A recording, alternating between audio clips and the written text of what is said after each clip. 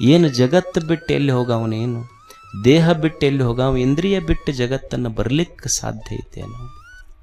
ಇಲ್ಲಿ ಏನೂ ಬಿಡುವುದಿಲ್ಲ, ಅರಿಯುವುದಷ್ಟೇ ಇಲ್ಲಿ ಇರುವುದು. ಇದು ಕಾರಣ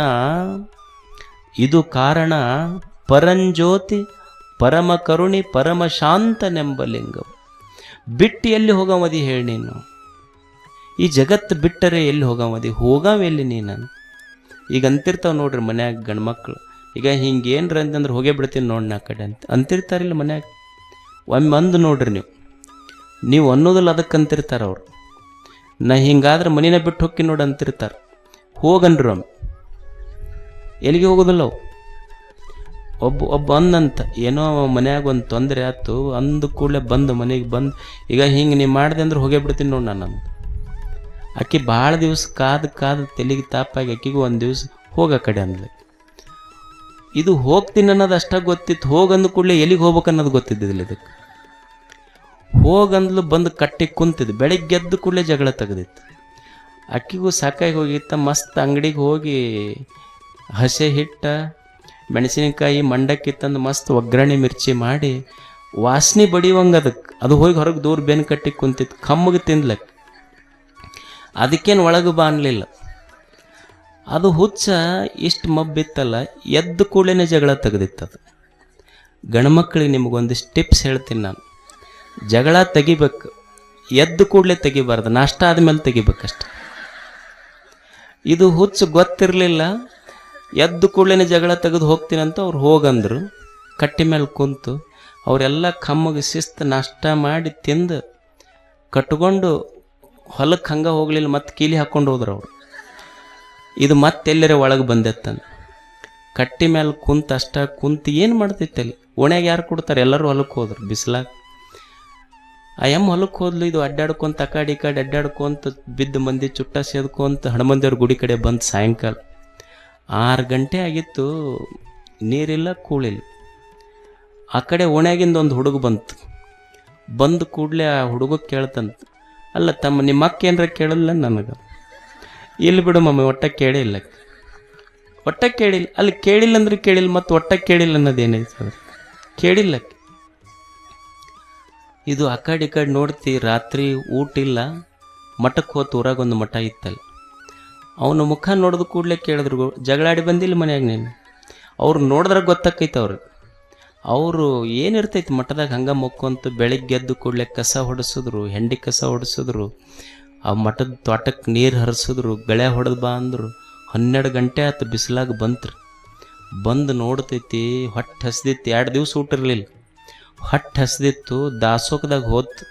ಅಲ್ಲೇನಿರ್ತಿತ್ತು? ಕಜ್ಜಾಯದ ರೊಟ್ಟೆಲ್ಲಿ ಅಲ್ಲೇನಿತ್ತು? ಕಜ್ಜಾಯದ ಕಟ್ಟಿ ರೊಟ್ಟಿ ಖಾರಪುಡಿ ಹಾಕ್ಕೊಂಡು ಕುಂತಿತ್ತು. ಗುರುಗಳು ಬಂದರು. ನೋಡೋತಮ್ಮ, ಬೆಳಿಗ್ಗೆ ಎದ್ದು ಕಸ ಹೊಡೆದು, ನೇಗಲ ಹೊಡೆದು, ಗಳೆ ಹೊಡೆದು, ನೀರು ತಂದು ಹಾಕಿದೆ, ಸಗಣಿ ಕಸ ಬಳದು, ಇಷ್ಟು ಕೆಲಸ ಮಾಡಿ ಇಲ್ಲಿ ಮಠದಾಗ ಕಟ್ಟಿ ರೊಟ್ಟಿ ಅನ್ನೋದೇನಿತ್ತು? ಇಷ್ಟ ಕೆಲಸ ಮಾಡಿದ್ರೆ ಮನ್ಯಾಗ ಪಾಪ ಹೆಣ್ಮಕ್ಳು ಬಿಸಿ ರೊಟ್ಟಿ ಮಾಡಿ ಕೊಡ್ತಿದ್ವಲ್ಲ, ಇಲ್ಲಾಕೆ ಬರೋಕ್ಕೆ ಹೋಗಿದ್ದೀನಿ? ಹೋಗವೆಲ್ಲಿ ನೀನು? ಅಷ್ಟು ಇರುವುದಷ್ಟೇ, ಇಲ್ಲೆಲ್ಲಿ ಬಿಟ್ಟು ಹೋಗುವುದಿಲ್ಲ. ಪರಮ ಕರುಣಿ ಪರಂಜ್ಯೋತಿ ಪರಮ ಕರುಣಿ ಪರಮ ಶಾಂತನೆಂಬ ಲಿಂಗವು. ಪರಂಜ್ಯೋತಿ ದೇವ ಅದಾನಲ್ಲ, ಅವ ಪರಂಜ್ಯೋತಿ ಅವ. ಈಗ ನೀವು ಈ ದೀಪದ ಬೆಳಕೈತಿ, ಈ ಕತ್ತಲಿತ್ತು ಅಂದ್ರೆ ನಮಗೆ ಸೂರ್ಯ ಬಂದಂದ್ರೆ ಬೆಳಕಾಗ್ತೈತಿ. ಅಂದ್ರೆ ಸೂರ್ಯನ ಬೆಳಕಿನೊಳಗೆ ವಸ್ತುಗಳು ಕಾಣ್ತಾವೆ ನಮಗೆ, ಹೌದಲ್ಲ? ಸೂರ್ಯನ ಬೆಳಕಿನೊಳಗೆ ವಸ್ತುಗಳು ಕಾಣ್ತಾವೆ. ಈಗ ಒಬ್ಬ ವ್ಯಕ್ತಿ ತೀರ್ಕೊಂತಾನೆ, ಬೆಳಕಿನಿಂದ ಅಷ್ಟೇ ವಸ್ತುಗಳು ಕಾಣೋದಿಲ್ಲ, ಕಣ್ಣಿನಿಂದಷ್ಟೇ ವಸ್ತುಗಳು ಕಾಣೋದಿಲ್ಲ. ಈಗ ನೀವು ವಸ್ತುಗಳು ಕಾಣಬೇಕಾದ್ರೆ ಬರೀ ಹೊರಗಿನ ಬೆಳಕು ಅಷ್ಟೇ ಸಾಲದು, ಕಣ್ಣಿದ್ರೆ ಅಷ್ಟೇ ಸಾಲದು. ಈಗ ಒಬ್ಬ ವ್ಯಕ್ತಿ ತೀರ್ಕೊಂಡನಂತ ತಿಳ್ಕೊಡ್ರಿ. ತೀರ್ಕೊಂಡಾಗ ಹೊರಗೆ ಸೂರ್ಯನ ಬೆಳಕು ಐತೆ ಇಲ್ಲೋ?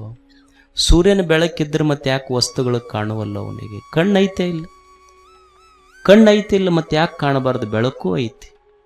ಅವರು ಮನ್ಯಾಗ ಹೆಣ್ಮಕ್ಳು ಹಾಡಾಡ್ಕೊಂಡು ಅಳ್ತಿರ್ತಾರೆ ನೋಡ್ರಿ. ಯಾರೇ ಅವ್ರ ಫ್ರೆಂಡ್ ಸರ ತೊಗೊಂಬಂದ್ರೆ, ನಿಮ್ಮ ಸ್ನೇಹಿತ ಬಂದಿದ್ದ ನೋಡ್ರಿ, ಬಿಟ್ಟ ಇರ್ತಿದ್ದಿಲ್ಲ, ನೀವು ಕಣ್ಣರ ತೆಗೀರಿ ಅಂತ ಇವ್ರು ಹಾಡಾಡ್ಕೊಂಡು ಹತ್ತು ಕೂಡಲೇ ಅಕಸ್ಮಾತ್ ಅವ ಕುಂತವ್ ಕಣ್ಣು ತೆಗೆದ್ರೆ ಇವರಿಬ್ರು ಕಣ್ಣು ಮುಚ್ಚಬೇಕಾಗ್ತದೆ.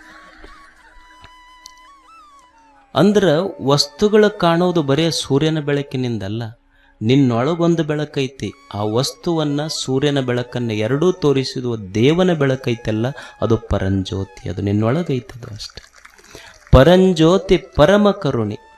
ಯಾರು? ದೇವ. ಈಗೊಬ್ಬ ಬಡ್ಡಿ ಸಾಲ ಕೊಟ್ಟಿರ್ತಾನೆ ನಮಗೆ. ಬಡ್ಡಿಗೆ ಬಡ್ಡಿ ಹಚ್ಚಿ, ಮತ್ತೆ ಚಕ್ರ ಬಡ್ಡಿ ಹಚ್ಚಿ, ಅದಕ್ಕೊಂದು ಬಡ್ಡಿ ಹಚ್ಚಿ, ಒಟ್ಟ ಬಿಡೋದಿಲ್ಲ. ನಮಗೆ ಹಿಂಡಿ ಹಿಪ್ಪಿ ಮಾಡೇ ಬಿಟ್ಟಿರ್ತಾನೆ ನಾವು. ಕೊಟ್ಟಿಂದ ಒಟ್ಟ ಬಿಡೋದಿಲ್ಲ, ಒಂದಿಬ್ಬರಿಗೆ ಹಚ್ಚೇ ಬಿಟ್ಟಿರ್ತಾನೆ, ನೀವು ವಸೂಲು ಮಾಡ್ಕೊಂಬರ್ರಿ ಅಂತ.